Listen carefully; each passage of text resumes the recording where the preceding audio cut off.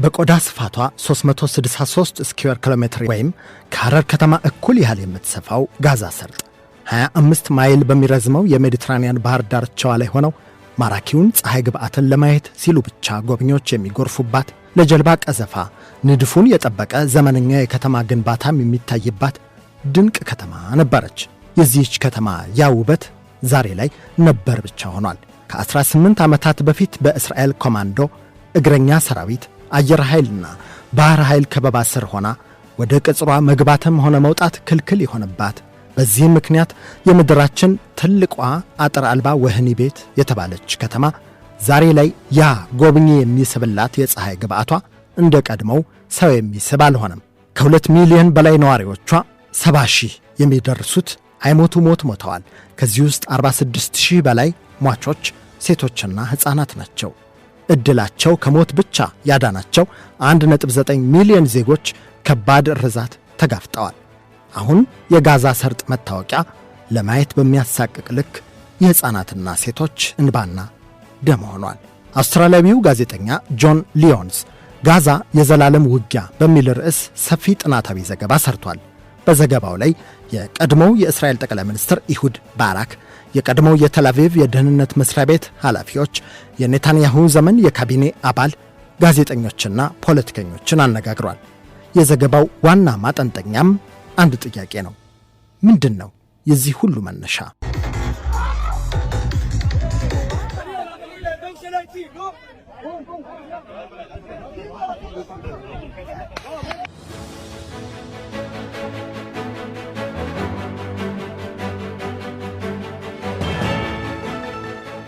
በኢትዮጵያውያን አቆጣጠር ከ2 ዓመታት በፊት መስከረም 26 ቀን 2016 ዕለተ ቅዳሜ ከሲያት ላይ የሙዚቃ ትርኢት እየተከታተሉ የነበሩ የሰሜናዊ እስራኤል ከተሞች ነዋሪዎች ከመድረክ በሚለቀቅላቸው ቸብቸቦ እየተወዛወዙ ነበር።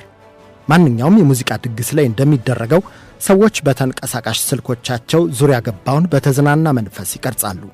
ከትርኢቱ ታዳሚዎች አንዱ በድንገት ሰማይ ላይ ደመናውን መቅረጽ ጀመረ። ሰውየው ሙዚቃና ጭፈራው ከሚደረግበት ከፊት ለፊቱ እይታ ይልቅ ይህንን ሰማይ መቅረጹ ምናልባት የምስል አቀራረጽ ስህተት አጋጥሞት ይመስላል። ግን ሰውየው ሲቀርጽ የነበረው ምን እንደነበር ለማወቅ ጥቂት ማተኮር ያስፈልግ ነበር። የእስራኤል ዘመናዊ የአየር መከላከያ ከጋዛ አቅጣጫ የተተኮሱ ሚሳኤሎችን እየተከላከለ ነበር። ካፍታ በኋላ የሙዚቃ ትርኢቱ በግርግር ተበተነ። በዳንኪራ ወለሉን ያጣበቡት እስራኤላውያን ከዚያ ስፍራ ለመራቅ መሯሯጥ፣ የመኪና ጎማዎቻችን አውጡን ብለው ተጣደፉ። በተለይ የምዕራቡ ዓለም የዜና ማሰራጫዎች፣ የቴሌቪዥን ዜና አንባቢዎች በድንጋጤ ታጅበው የሐማስ ወታደራዊ ክንፍ አልቃሳም ጦር ሰራዊት አባላት በእስራኤል ላይ ድንገት ደራሽ የተባለ ጥቃት ከፍተዋል አሉ። እጅግ ዘግናኝ ተንቀሳቃሽ ምስሎች የታዩበት ያ ክስተት በታጣቂው ቡድን አባላት ወጣት እስራኤላውያን እየተደበደቡ መሬት ለመሬት እየተጎተቱ በጥይት እየተመቱ ሲገደሉ አሳዩ። በመቶዎች የሚቆጠሩ ንጹሐን ሲገደሉ ከ1200 በላይ እስራኤላውያን ታግተዋል የሚል መረጃን ያጋሩት ተንታኞች ይህ ድርጊት የማንንም ሰብአዊ ፍጡር ልቦና ሊረብሽ ሊወገዝ የሚገባው ሰይጣናዊነት ነው አሉ። ወዲያውኑ መግለጫ የሰጡት የእስራኤሉ ጠቅላይ ሚኒስትር ቤንያሚን ኔታንያሁ በንዴት እንደተሞሉ ንቀውናል፣ ደፍረውናል፣ እንዲህ እንዳደሙን ቆጥረው ሂሳቡን ያወራርዳሉ ብለው ዛቱ። የኔታንያሁ ካቢኔ አባሉና የሀገሪቱ የእርሻና ከተማ ልማት ሚኒስትሩ አቪ ዲቸር ሐማስ በጋዛ ሰርጥ ረዣዥም የምድር ውስጥ መተላለፊያ ገንብቷል፣ ያንን መተላለፊያ የዓለም ትልቁ መቃብር እናደርገዋለን አሉ። They will get cemeteries. That's what Hamas is going to get. They dug tunnels. I'm telling you, they dug the biggest cemetery in the world.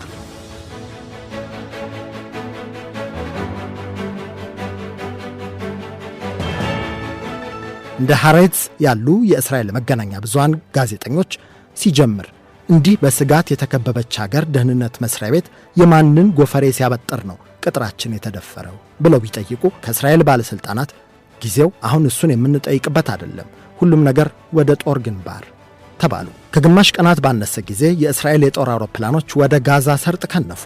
ለፀሐይ ግብዓት ምልከታ ተመራጩ የጋዛ ሰማይ የቦምብ ዝናብ አወረደ።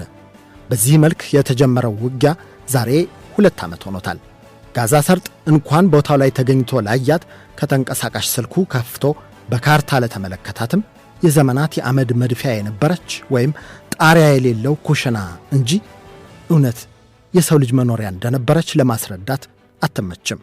እልቂቱ እንዲያበቃ ካታር፣ ግብፅ፣ አሜሪካ እናደራደር ብለው ቢቀርቡ እንደ ቱርክ፣ ደቡብ አፍሪካ ያሉ ሀገራት የእስራኤል የአጸፋ በትር ከሐማስ ይልቅ ንጹሐን ላይ ያተኮረ ነውና እንቃወመዋለን ብለው ቢለፍፉም እንደ ኢራን፣ ሃውቲና ሄዝቦላ ያሉቱ እኛም የአጸፋ እንመልሳለን ብለው የመሳሪያ አፎቶቻቸውን ቢከፍቱም አንዱም ለመከራቸው መቋጫ ያላስገኘላቸው የጋዛ ሰርጥ ነዋሪዎች በየዕለቱ እንደ ቅጠል ይረግፋሉ።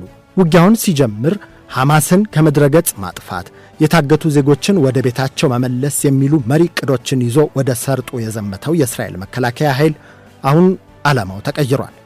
ይልቅ በአሜሪካ ፕሬዝዳንት ዶናልድ ትራምፕ ጭምር የተደገፈ ዕቅድ አምጥቷል። ሰርጡን በዘላቂነት መቆጣጠር። ጋዛ የዘላለም ውጊያ በሚል ርዕስ ሰፊ ጥናታዊ ዘገባ የሠራው አውስትራሊያዊው ጋዜጠኛ ጆን ሊዮንስ በዘገባው ላይ የቀጠናውንና የፍልስጤማውያንን ሁናቴ ሲገልጽ በተለይ መልክዓ ምድሩን ከመግለጽ መጀመርን መርጧል። ጋዜጠኛው ከ10 ዓመታት በፊት ዌስት ባንክ ከተማን በራሱ ስር ያደረገው የእስራኤል መንግሥት ማን ወደ ከተማው ይግባ ማን ይውጣ የሚለውን የሚወስነው የዕለቱ ተረኛ ወታደር እንዲሆን ማድረጉን ሲጠቁም፣ ለምሳሌ የተመደበው የ19 ዓመት ዕድሜ ያለው እስራኤላዊ ወታደር አንድን የፍልስጤም አዛውንት በዚህ ማለፍ አይችሉም ብሎ በመከልከሉ ለቤታቸው መግቢያ 20 እርምጃ ያህል የቀራቸው ደካማ በዙሪያ ጥምጥም የ2 ሰዓት መንገድ እንዲሄዱ ማስገደዱን እንደተመለከተ ተናገረ። አንድ ፍልስጤማዊ በዌስት ባንክ ከተማ ለጥቂት ደቂቃዎች ቢዘዋወር በጣም ካነሰ ከ100 ጊዜ በላይ ይፈተሻል። ለቁጥር የሚታክቱ የብረትና ግንብ አጥሮች ፍተሻ ኬላዎች አሉ። የእስራኤል ወታደሮች ጸጉር ሰንጥቀው ጭምር እያንዳንዱን ሰው ይበረብራሉ። ከነሱ የሚተርፍ ነገር ቢኖር እንኳ ተብሎ በሺህ የሚቆጠሩ የሰውን ማንነት ጭምር የሚለዩ ዘመናዊ ምስል መቅረጫዎች በከተማው በየርቀቱ አሉ። ይህ ብቻ አይደለም። ከተማይቱ በእስራኤል በኩል በይፋዊ የተመደበላት አስተዳደር ባይኖርም አንድ እስራኤላዊ ተረኛ ወታደር ወይም ያልታጠቀ እስራኤላዊም ሊሆን ይችላል ከፍተሻም አልፎ አይነ ውሃው ያላማረውን ፍልስጤማዊ ቢገድል ለምን ተብሎ አይጠየቅም ይላል ጋዜጠኛ ጆን ሊዮንስ። አውስትራሊያዊው ጋዜጠኛ ይህን በማስመልከት ያነጋገራቸው ባለሙያዎች መካከል አንዱ የእስራኤሉ የደህንነት ተቋም ሺን ቤት ኃላፊ የነበሩት አሚ አያሎን ናቸው። ከ20 ዓመታት በፊት ይህንን የደህንነት ተቋም ይመሩ የነበሩት አያሎን የደህንነት መስሪያ ቤት ኃላፊ ሆነው በሚሰሩ ወቅት ስለ አጠቃላይ ሁናቴው ምን እንደተገነዘቡ ጠየቃቸው። ሕዝቡ ነፃነቱን ይፈልጋል። ወደድንም ጠላን የሚሊዮኖች ሕይወትን እየተቆጣጠርን ነው ያለነው። ይህን መልስ ከቀድሞው የእስራኤል አየር ወለድ አባልና የደህንነት መስሪያ ቤት ኃላፊ የሰማው ጋዜጠኛ ጆን ሊዮንስ ቀልጠፍ ብሎ ሌላ ጥያቄ ሰነዘረ። እርስዎ ፍልስጤማዊ ቢሆኑ ለዚህ ምን ምላሽ ይሰጡ ነበር አለ። ባለሥልጣኑ ምንም ሳያቅማሙ ነፃነትን ለማግኘት ስል እስራኤልን እታገላለሁ አሉ። ጋዜጠኛው ቀበል አድርጎ ምን ያህል ድረስ ይታገላሉ ሲላቸውም አዛውንቱ የቀድሞ ተፈሪ ባለሥልጣን በትቀልዳለህ እንዴ መልክ ፈገግ እያሉ ነፃነቴን ያስገኝልኛል ብዬ በማስበው መልክ ሁሉ እታገላለሁ ሲሉ መለሱ። You've spent a lot of time studying this, obviously, as head of Shin Bet. Could you describe what is the reality for Palestinians here? A life of people who dream about freedom and don't see it. Whether we liked it or not, we control the life of millions. If you were a Palestinian living in the West Bank or Gaza, what would your view be of Israel? I would fight against Israel in order to achieve my liberty. How would you fight? How dirty? I would do everything in order to achieve my liberty, and that's it.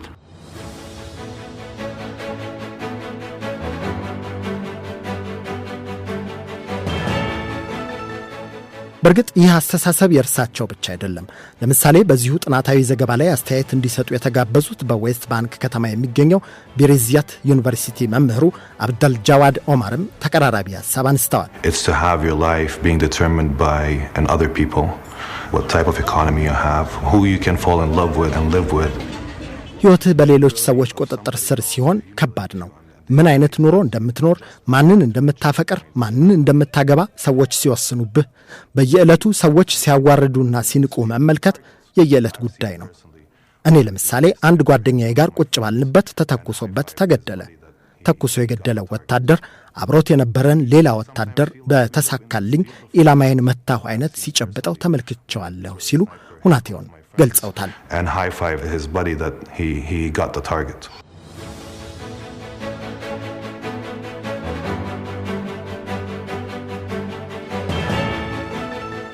ሁሉ በርግጥ እስራኤል በፍልስጤማውያን ላይ እየዋለች ያለውን ግፍ ለማሳየት የቀረበ ማስረጃ ነው። ሁሉም ቢሆኑ ይህንኑ አስምረው ይናገሩ እንጂ ሐማስ የፈጸመው ድርጊትን በልከኝነት አላስቀመጡም። እንዲያውም የሚሉት ተቃራኒውን ነው።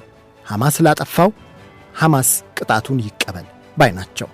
በ80ኛው ዓመት የጸጥታው ምክር ቤት ስብሰባ ላይ ከ15 ቀናት በፊት እንደተጠቀሰው አሁንም እነኚህ ምሁራን የሚያነሱት እስራኤል በንጹሐን ፍልስጤማውያን ላይ የፈጸመችው ድርጊት ድንበሩን ያለፈ አይጥ በበላ ዳዋ ተመታ አይነት ነው እያሉ ነው። ለዚህ ማስረጃም በ2 ዓመታት ሂደት ወደ ነበርነት የተቀየረችው ጋዛ ሰርጥን ቋሚ ምስክር አድርገው ያቀርባሉ። አዎ ጋዛ ሰርጥ ዛሬ ሌላውን ብንተወው እንኳ በዓለም አቀፍ ሰብአዊ ድርጅቶች አባባል ዳግም ለመኖሪያነት ምቹ እንድትሆን አሁን ባለው የዓለም የግንባታ ቴክኖሎጂ ቢጨመርም ቢያንስ 6 ዓመታት በላይ የሚዘልቅ መሰራት ይጠበቅባታል። ለዚህ ዘገባ አልጀዚራ፣ አናዶሉ፣ አውስትራሊያ ቲቪ፣ ኤንፒአር የዜና ምንጮችን በዋቢነት ተጠቅመናል።